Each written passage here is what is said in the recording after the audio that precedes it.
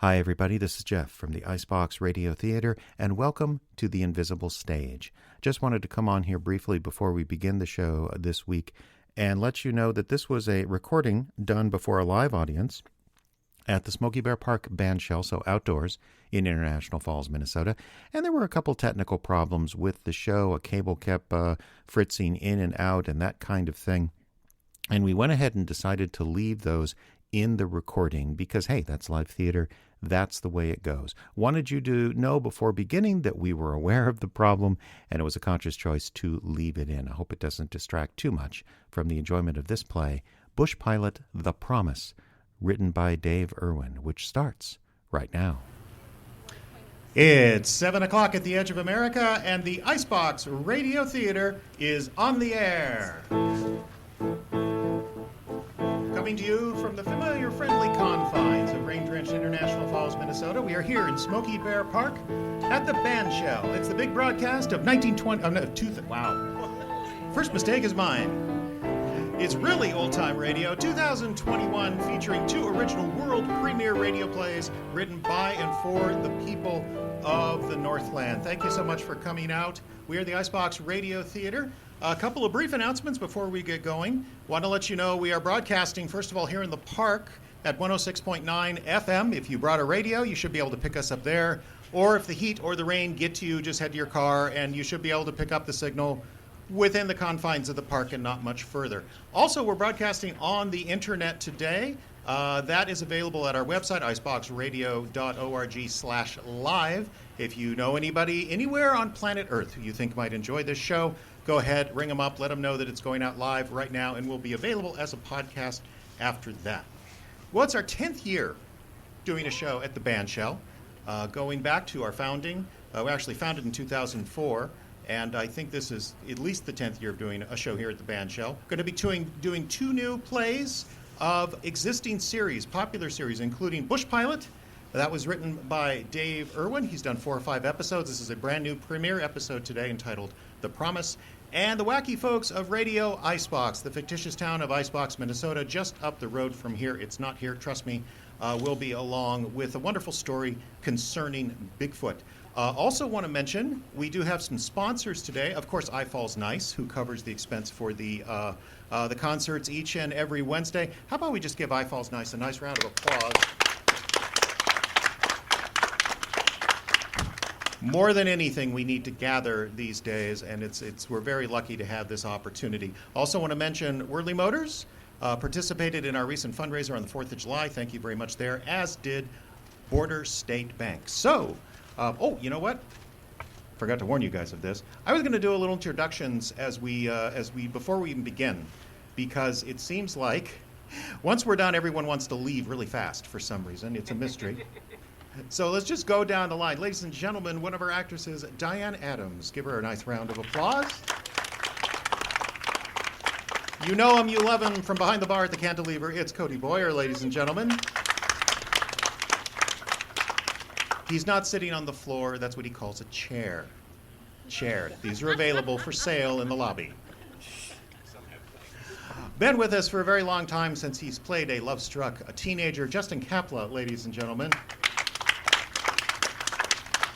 The woman who made her debut on this very stage playing a mermaid, Ayla McIntosh. You know him, you love him, you've probably hired him at some point or another, Tom Bement, also known as Larry. There's no way to do this because he's hiding behind me, which, if you know Caleb, makes perfect sense. Caleb Silvers, ladies and gentlemen. And now he won't be able to talk when it's his turn. And the star of Bush Pilot, as well as the president of the theater, Mr. Jim Yunt. And making her live show debut as our Foley artist, sound effect artist today, Evie Conant, ladies and gentlemen. I get it. You just all came to see the sound effects. And how about a big round of applause for our engineer, Ian Hall. It's his fault. Whatever happens. So if the cast of Bush Pilot gets up here, I think we can get this started. If I don't...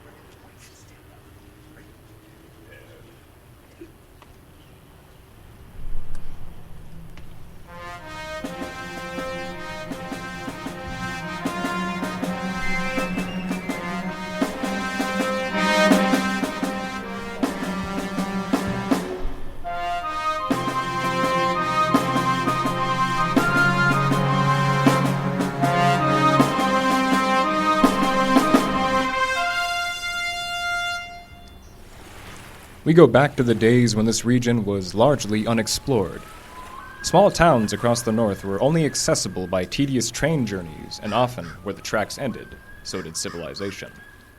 Lakes and rivers had been the North's only roads for a millennium, navigated by canoe in summer and snowshoes or dog teams in winter.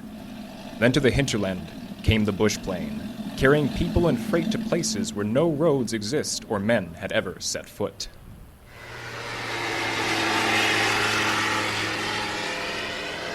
The men who jockeyed these planes were a breed unto themselves. Many had learned their flying skills in the hostile skies over Europe. The more adventurous types, who hated the restraints of rulebooks and scheduled flights, drifted north and became the unique breed of independent and often ornery fellows known as the bush pilot. Tonight's story, The Promise.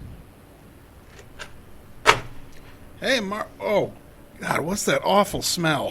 Where's Gert? Ask her. Back already, Mark?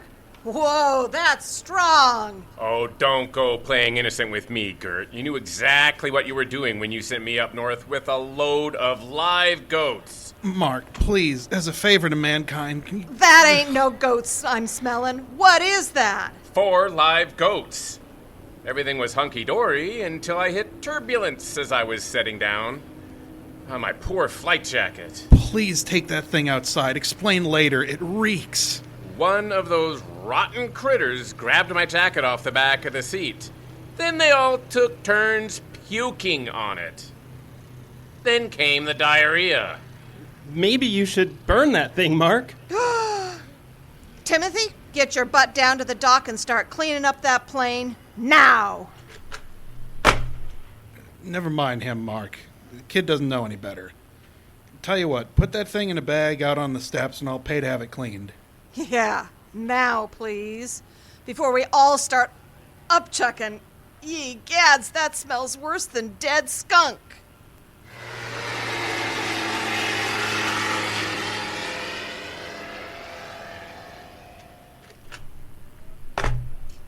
Whew! What a job. I scrubbed the compartment down with disinfectant, then Clorox bleach. The cargo bay still smells of sick goat. Ew, I got news for you, kid. So do you. Ah! So now, will someone tell me what the big deal about Mark's ratty old flight jacket anyway? Boy, he looked mad. I thought for a second he was going to flatten me. Timmy, my boy, that old leather jacket is Mark's prized possession. His talisman. Huh? He wore that flight jacket through 2 tours with the RAF. Then, when he transferred to the RCAF, he wore it while an advanced flight instructor with the Commonwealth Training Unit out west. No wonder it looks so beat up. That weather-beaten old jacket, as you call it, is kind of Mark's good luck charm. Ever notice that patch on the right cuff? Yeah, it's hard to miss. That patch covers a hole made by a piece of shrapnel from ME-109 nose cannon back in 41.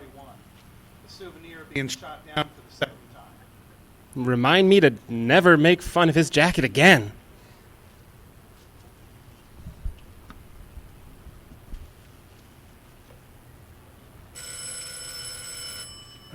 What? Hold your horses. I'm coming.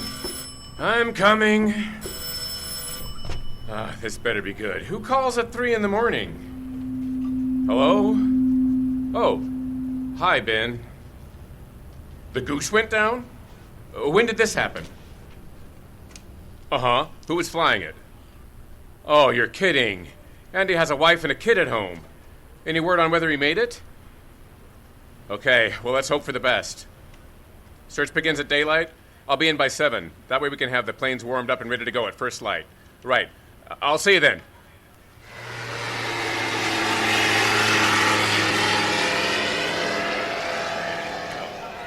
Well, is everyone here? Did we all make it? Are we good? All right, fellas, listen up. This is Inspector Grimes from the OPP. He's been appointed search coordinator. Morning, men. Thanks for coming in. According to reports, the plane left Savant Lake about 3 p.m. yesterday for a 40-minute flight with a load of freight bound for a logging camp on West Iron Lake. He never arrived. The camp didn't get word out about the missing plane until, sometime after midnight. The provincial police and the Lands and Force are both putting a plane up with spotters. I'm putting up everything we've got in the air, too, so that should give us 7 aircraft in all. The DOT is putting the word out, so every pilot in the district will be keeping their eyes peeled until he's found. If we haven't spotted him by nightfall, the RCAF will be sending up a Goonie bird out of Winnipeg at daybreak tomorrow to help with the search. Tim and I rounded up every thermos we could lay our hands on, so everyone takes up coffee up with you, and the Sally Ann is sending over donuts for us when we come in to refuel. Well, I've split you into 2 groups.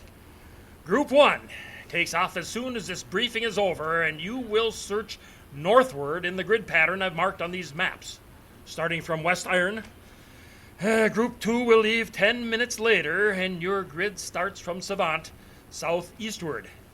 With this many planes concentrated in a small area, pilots, keep your eyes peeled for other aircraft, and stay on your grid pattern.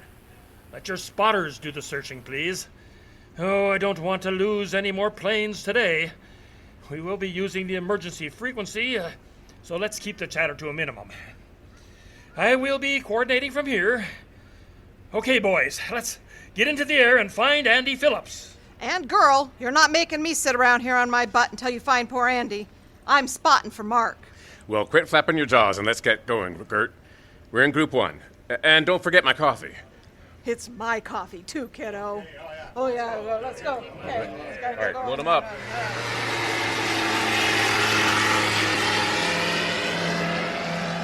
Oh, any more of that coffee left, Gert? Couple swallows, maybe. Here, you have it, Marcus.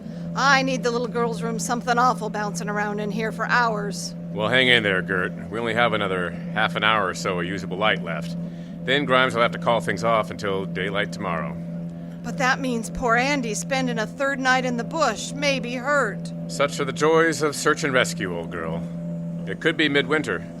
Oh, speaking of old, these eyes of mine feel like I kept them stored in Humphrey's litter box. Oh, that's right. I forgot this is your first time spotting. Eye strain. There's a trick to that. You see, you have to work... Rescue lead to all planes.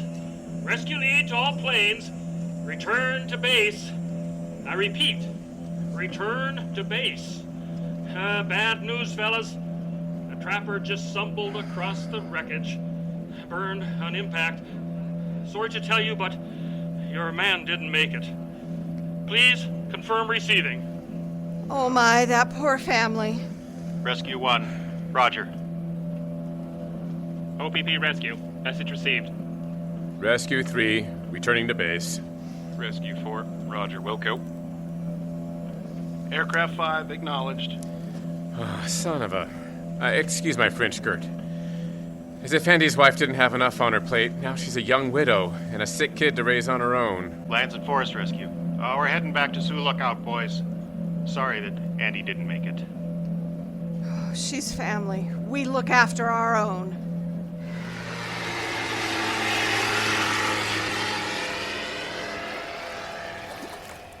Here they come.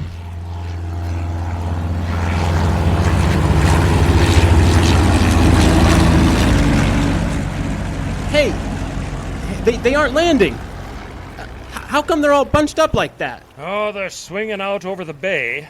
Pretty sloppy flying, if you ask me. Well, I'll be. You see where they left a gap in their formation, son? Yes, sir. Andy must have been Air Force during the war. This is the highest tribute a fellow aviator can give a fallen comrade. Oh, son, you have just witnessed the missing man formation. Wow.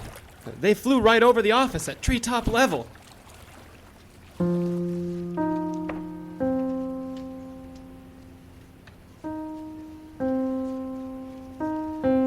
What effect will the loss of a pilot have on Ben and his crew at Border Air? How will the Phillips family deal with their loss? Stay tuned to find out on the next installment of Bush Pilot.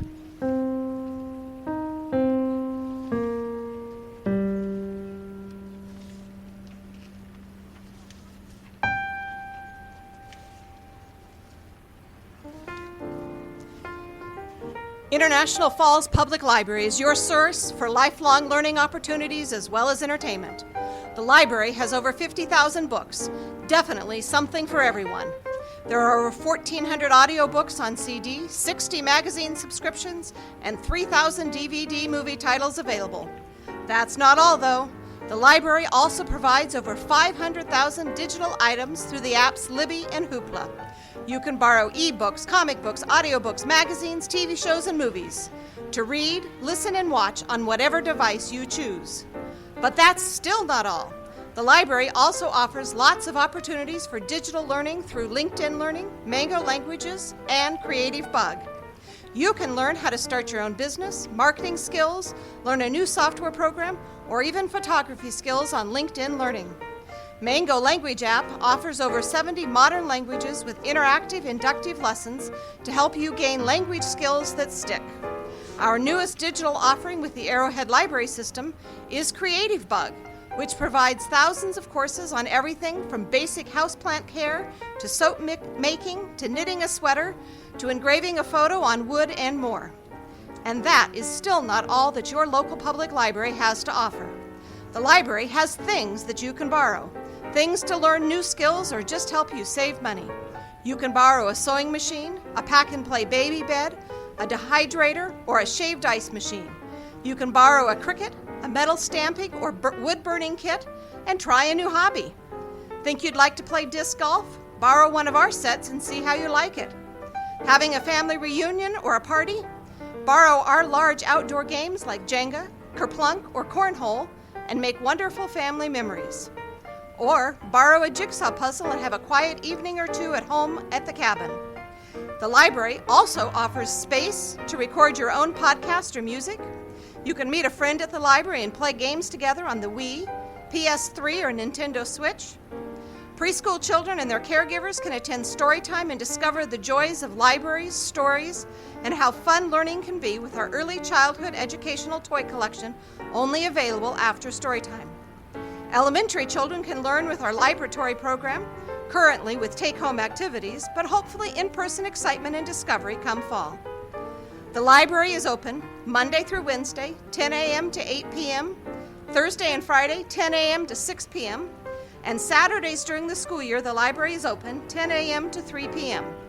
So visit soon and discover the joy of learning and reading all over again.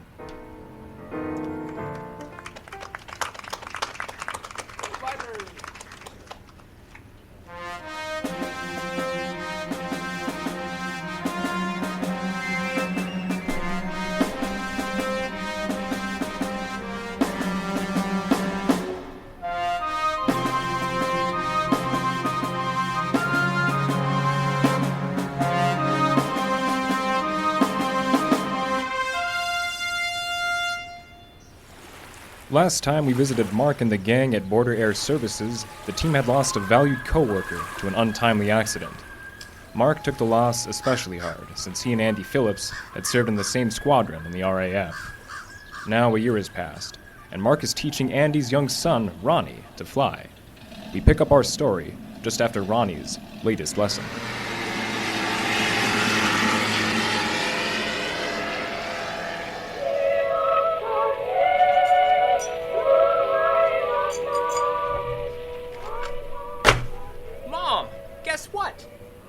Pipe down, Ronald. I'm sure the whole neighborhood isn't waiting to hear your astounding news. Did you thank Mr. Black for your lesson? Well, he certainly did, several times. Mark says I'm ready to go solo and get my license. That's Mr. Black to you. Now, back up just a minute. But Mr. Black says I'm ready and I can get my license once I turn 15. Mark, are you sure? Sorry, Martha. Didn't mean to blindside you like that, but yep, he is as ready as he'll ever be. Let me think about it. Don't you have some lines to practice for the school Christmas pageant, young man? Off you go. Oh, Mom. Please, sit down a moment, Mark. Let me bring you a cup of coffee. It's the least I can do in return for all the free flying lessons you've been giving my Ronnie. Thanks, Martha. I will have a cup. You know, back when Ronnie was born, I promised Andy when your son was old enough, I'd teach him to fly. It's the least I could do for the wingman who saved my butt in combat more than once. Andy sure was a hell of a Spitfire pilot. Andy never talked about the war. Here's your coffee. Cream and sugar? Yes, thanks. I guess I'm dreading Ronnie getting his license. His dad had always promised to give Ronnie his flight jacket the day he became a pilot. Ronnie so admired that ratty old thing. But it was lost in the fire with Andy. So, how have things been going for you and the boys since you lost Andy? Well, I won't try to kid you, Mark. It's been tough, especially trying to raise a son by myself. Thank God Andy had a little insurance, and I'm getting his military pension. You know, Gert helped me get a job waitressing at the Bluebird while Ronnie is in school, so at least we're getting by okay. It's just, I worry so about Ronnie.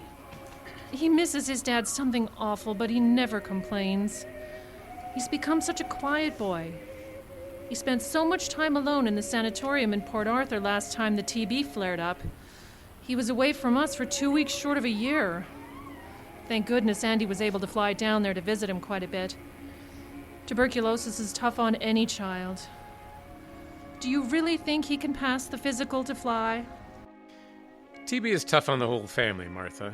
Good news is he doesn't need a physical for his private pilot's license, just the standard eye exam. Mark, he's so young, and he's been sick so much. Martha, here in Ontario, you can qualify for your pilot's license at 15. Now, I taught a couple hundred kids to fly while in the service. Ronnie is a natural, like his dad, with a healthy dose of common sense and caution. Well, if you're really sure. I mean, he can't even drive a car until he's 16. Well, true, but there is a lot less traffic in the sky than on the highway. Besides, I've taught him all I can for now. Once he logs enough hours solo, I'll teach him instrument flying. With any luck, health-wise, by the time he is 21, he just might qualify for his commercial ticket. It was Andy's fondest dream for his son to follow in his footsteps. Yes, that's what I'm afraid of. But yes, it was Andy's wish. We both know it's Ronnie's dream, too. He turns 15 on Boxing Day. That's next week. He is more than ready, Martha. And besides, could any kid wish for a better Christmas present from his mom than permission to get a pilot's license? No, I guess not. We'll get Ben to put Ronnie's work on the dock come summertime, build up his strength and confidence, and he has a good chance of making it all the way to the pilot seat one fine day. Well, if that new drug streptomycin really works for him, like the specialist said, Ronnie might even eventually be cured of TB for good. Well then, here's to the town's newest pilot.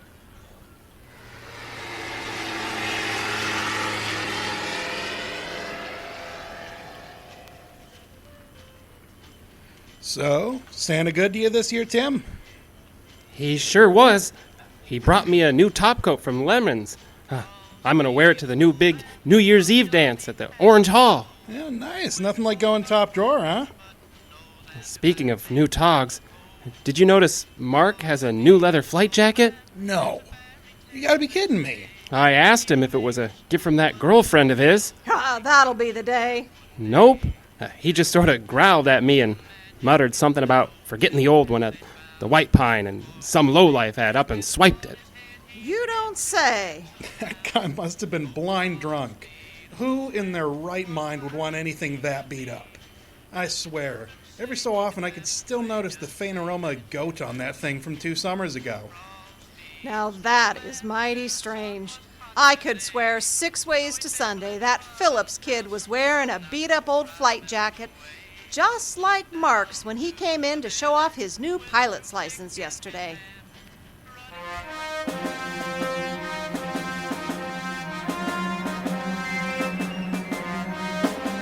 You have been listening to The Promise, and even though it's just a bit early, on behalf of Mark and everyone at Border Air Service, let me wish you all a very Merry Christmas and a happy and prosperous New Year. Stay tuned next time for another adventure of The Bush Pilot. And that was The Bush Pilot by Dave Erwin.